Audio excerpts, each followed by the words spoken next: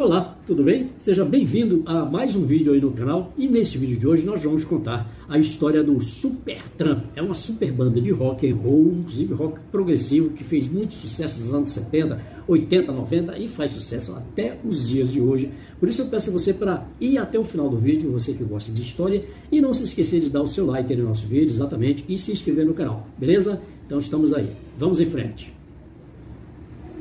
Pois bem, né? Vamos lá. Ano 1969, né? E nesse ano tinha lá um milionário holandês chamado Stanley August Messeguys, que era apaixonado por música e costumava patrocinar a carreira de jovens, inclusive patrocinar a eles a criarem as suas próprias bandas, né? Bom, ele nessa época estava patrocinando uma banda chamada The Joint, porém, com o tempo ele percebeu que não estava agradando muito, então deixou de lado o The Joint, chamou lá o tecladista Rick Davis da banda e pediu que o Davis criasse uma outra banda que ele fosse assim mais agradável. Então o Rick Davis convidou um amigo que, além de baixista, também era vocalista, cantava. Este amigo atendia pelo nome de Roger Hodgson. Chamou também um guitarrista, o Richard Palmer, e um percussionista, o Keith Baker. Esse Baker, inclusive, não demorou muito tempo. Logo foi substituído pelo ator de teatro, ex-ator de teatro, Robert Miller. A banda começou a se apresentar com o nome de Darry, mas logo após se apresentarem em Munique, eles acabaram descobrindo que existia uma outra banda com esse nome lá e resolveram então trocar o nome para Supertramp, baseado lá num romance que alguém deles havia lido lá, né? O primeiro álbum da banda foi lançado exatamente no dia 14 de julho de 1970 e com o nome de Supertramp, né? Foi lançado apenas lá no Reino Unido mesmo e no Canadá, né? Não atraiu assim grande atenção do público, apesar das críticas favoráveis, né? E depois, após o lançamento deste primeiro disco, veio fazer parte também o saxofonista e flautista Dave Winthrop, né? Deu um reforço na banda, porém, logo em seguida, o Richard Palmer, guitarrista, deixa a banda alegando incompatibilidade com o Davis e com o Hodgson, né? E depois, logo em seguida, também o Robert Miller deixa a banda, exato. Alegou, inclusive, que estava estressado depois de uma turnê lá pela Noruega. Então eles trouxeram o Frank Farrell e trouxeram lá o Kevin Courier para a percussão, né? Esses dois entraram no lugar dos dois fugitivos. Isso já era ano de 1971, né? Bom, eles trabalharam então e lançaram o seu primeiro trabalho, o primeiro disco, que veio com o nome de Indelible Stampede. E a partir daí, o Roger e o Rick Davis passaram a ter a responsabilidade de compor as músicas então do Supertramp, que no início não eram eles, né? O disco Indelible Stampede não teve lá grande aceitação, né? E em seguida, os novos membros, tanto o Kevin Courier quanto o Farrell, abandonaram o barco, ou melhor, abandonaram a banda. E para complicar ainda mais, o Messeguys, o milionário holandês, resolve também abandonar tudo, fechou o cofre. Pois bem, né? A banda ficou restrita apenas ao Roger Hodgson e ao Rick Davis, né? Isto foi em outubro de 1972. Aí no início de 1973, eles convidaram lá, não se deram por vencidos, e convidaram o Doug Thompson, baixista, o Bob Sienberg, batera, e o John Eliel, saxofone, tá? E também convidaram alguns back vocals de apoio. Trabalharam, ensaiaram, né? Tiveram muito trabalho, fizeram muitos shows, né? E prepararam então um novo disco. Esse disco foi o Crime of the Century, que foi um disco espetacular, né? Foi lançado em setembro de 1974, alcançou as melhores posições na Billboard, Estados Unidos, Grã-Bretanha, Canadá, mundo inteiro, né? E trouxe músicas assim espetaculares como Dream, você lembra, né? Bom, essa música inclusive é uma das mais tocadas no mundo todo até os dias de hoje, né? Aí, no ano seguinte, o Supertramp já era uma banda de sucesso e realizava turnês pela Europa e Estados Unidos, quando lançaram o álbum Crisis What Crisis, que foi feito meio às pressas, né? E não obteve boa repercussão na crítica e no público também, né? Porém, no ano seguinte, 1977, eles lançam Ever in the Quietest Moment. Bom, a este álbum se trouxe músicas maravilhosas como Give a Little Bit, My Life. Você conhece, entra aí, tá? Foi tocada no mundo inteiro, bem classificada nas principais paradas, inclusive no Brasil, né? O Supertramp já ostentava o gabarito de super banda de rock quando deu uma guinada mais para o pop, né? O pop rock. Em 1979, eles lançam Breakfast in America, que trouxe várias músicas espetaculares, né? Breakfast in America, né? E aí veio com músicas maravilhosas como The Logical Song, Goodbye Stranger, né? Take Longer Way Home, é isso, né? Com esses sucessos a bordo, a banda fez uma turnê em 1980, aí eles lançam o segundo álbum dessa turnê, que foi o Ao Vivo em Paris, né? Esse álbum, inclusive, foi lançado e bateu todos os recordes de vendas, tanto nas paradas britânicas, americanas, quanto no mundo inteiro, né?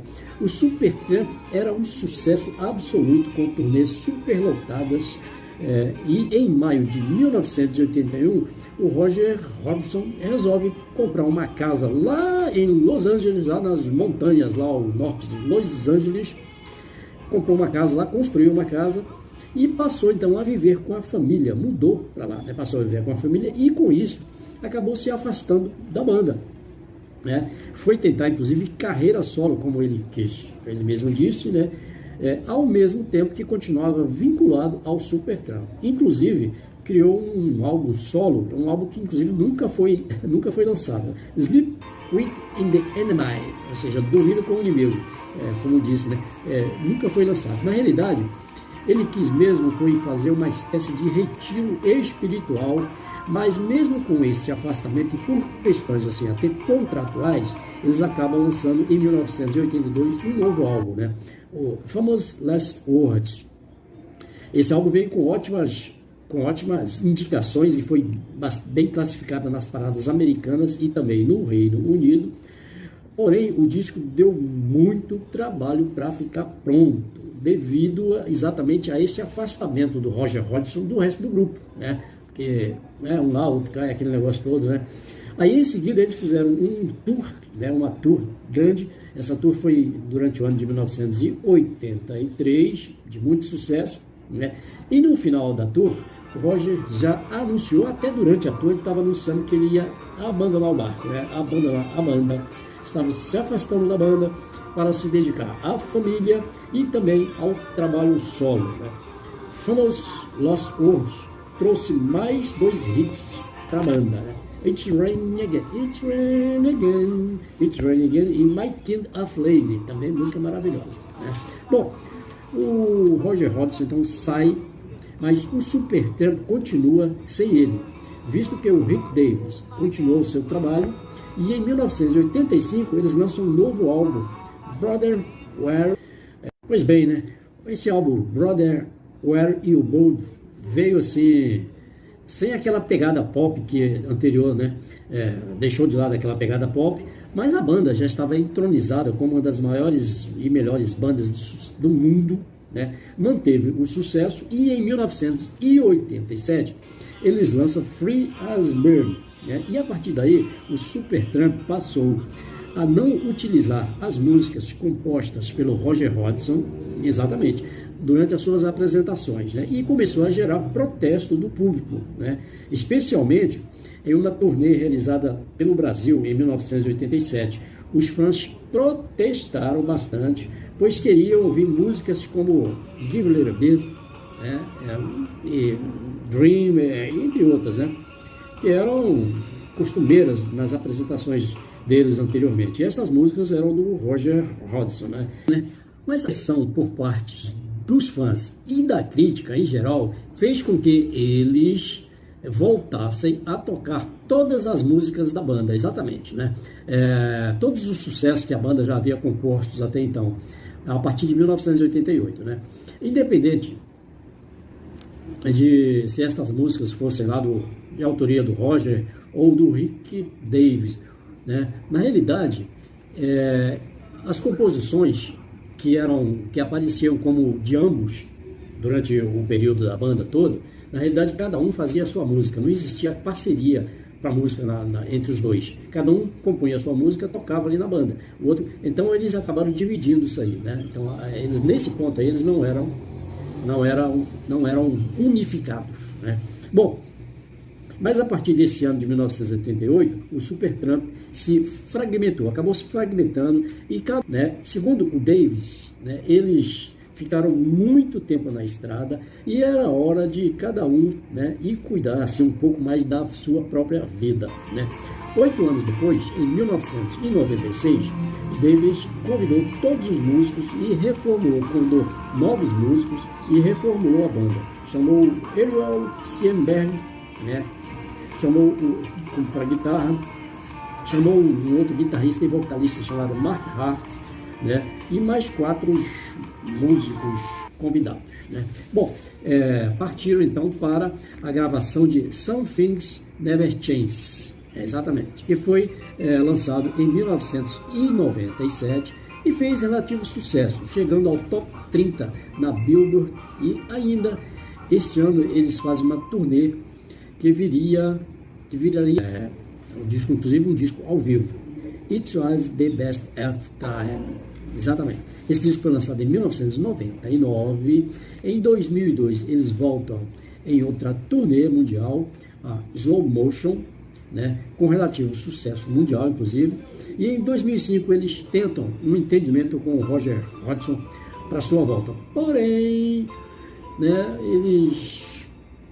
o Roger não estava muito afim de voltar, né?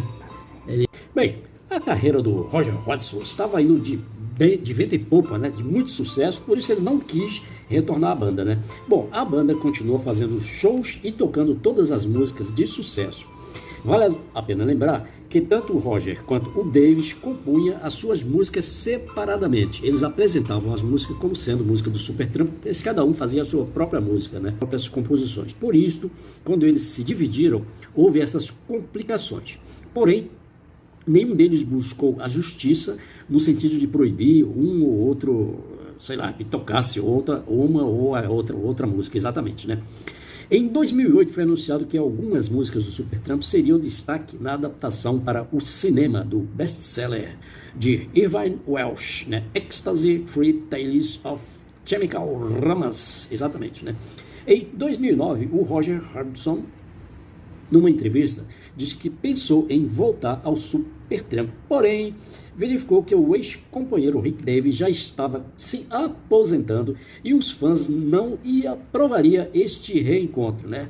Pois ele estava no auge da carreira, enquanto o amigo estava em período de declínio. Mas em 2010, a banda se reuniu e iniciou uma turnê pela Europa e Estados Unidos em comemoração aos 40 anos do lançamento do primeiro sucesso. O Roger foi convidado para esta participação, mas ao invés de se juntar ao grupo, ele preferiu iniciar a sua própria turnê solo ao redor do mundo. Isto se repetiu em 2011, 2012 e vem se repetindo, né? Aí demonstrou realmente que a harmonia que havia entre os dois ficou no passado, apesar de nenhum deles admitir desavenças, né? O Davis, inclusive, disse que parece não haver mais clima de harmonia entre nós, né? Para nos reunirmos novamente. Em 2015, a banda se reuniu, né, e anunciou uma nova turnê em comemoração aos 40 anos do consagrado disco Crime of the Century, exatamente, né, aquele lá que arrebentou, né? Porém, teve que ser cancelada devido ao estado de saúde do Rick, que foi diagnosticado com mieloma múltiplo, um tipo de câncer que causa enfraquecimento nos ossos e insuficiência renal. Exatamente. Bom, vale a pena lembrar que eles, em 1977, se mudaram da Inglaterra para os Estados Unidos, né, por ocasião do lançamento do álbum Breakfast in America, com o qual conquistou o público americano.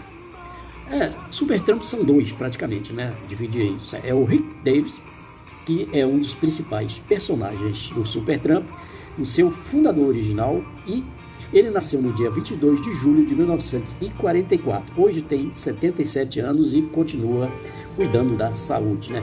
Já o Roger Waters continua se apresentando, inclusive várias vezes no Brasil, onde participou de vários concertos nas principais cidades brasileiras, tocou as principais músicas do Supertramp.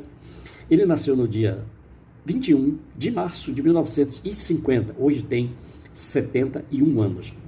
E você, o que você acha do Supertramp? Você gosta? Quem você acha que é mais importante para esta banda? O Roger ou o Rick? Entre aí nos comentários e participe, ok? Então é isso aí. Pois bem, né? Esta foi mais uma história de mais uma banda de rock and roll que com certeza você já curtiu muito na sua vida, né? E mais uma vez eu peço a você, se você gostou da história, dá o seu like e, sobretudo, se inscreva no nosso canal, tá? É isso aí, grande abraço e até a próxima.